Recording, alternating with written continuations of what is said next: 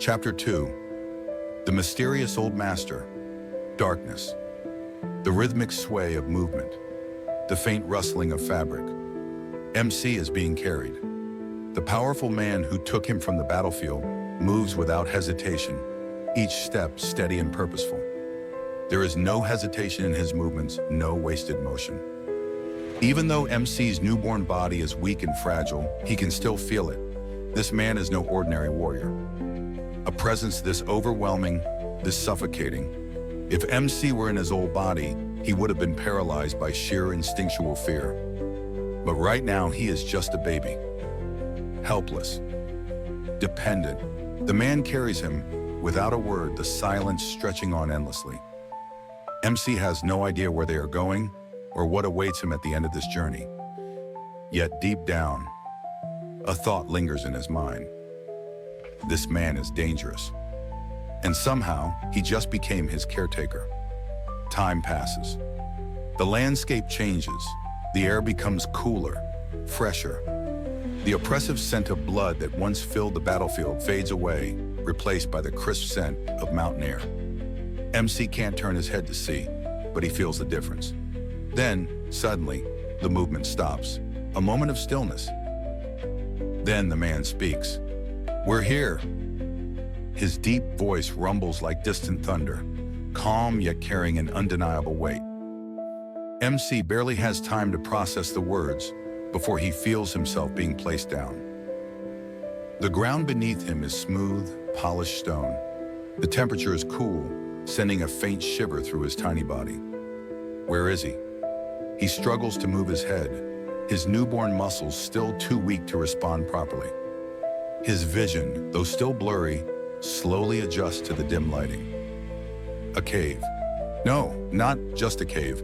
A massive cavern, its walls carved smooth by hands rather than nature. The air is still, yet not stagnant. Faint glimmers of light reflect off strange, luminescent stones embedded in the walls. It's quiet, almost eerily so. Then footsteps, slow, purposeful. The man moves to stand over MC, his tall figure casting a long shadow across the cavern floor. For a long moment, he simply stares. Then, he kneels. His gaze sharpens, scanning MC's tiny body with unsettling intensity.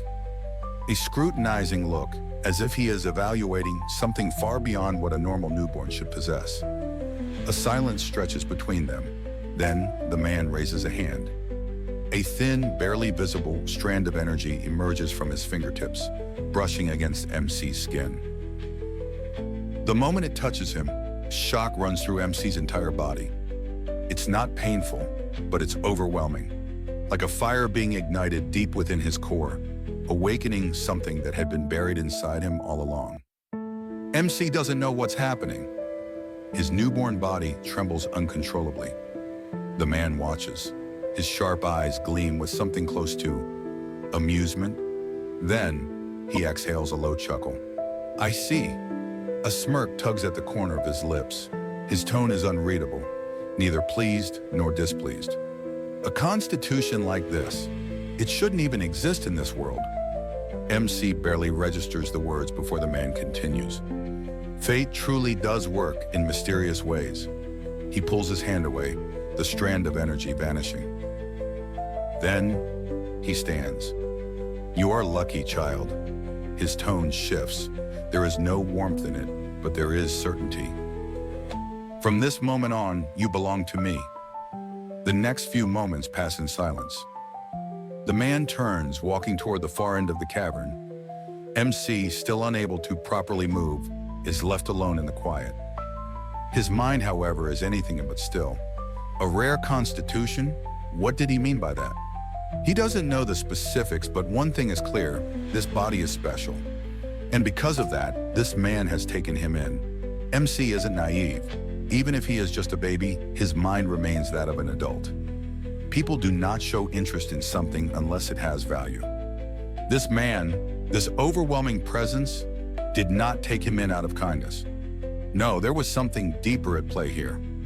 MC doesn't know what he just got himself into. But one thing is certain: he no longer belongs to himself. Days pass. MC quickly realizes something. This place is completely isolated. There are no other people, no servants, no villagers, no other disciples. It is just him and the man. Time moves differently in this place.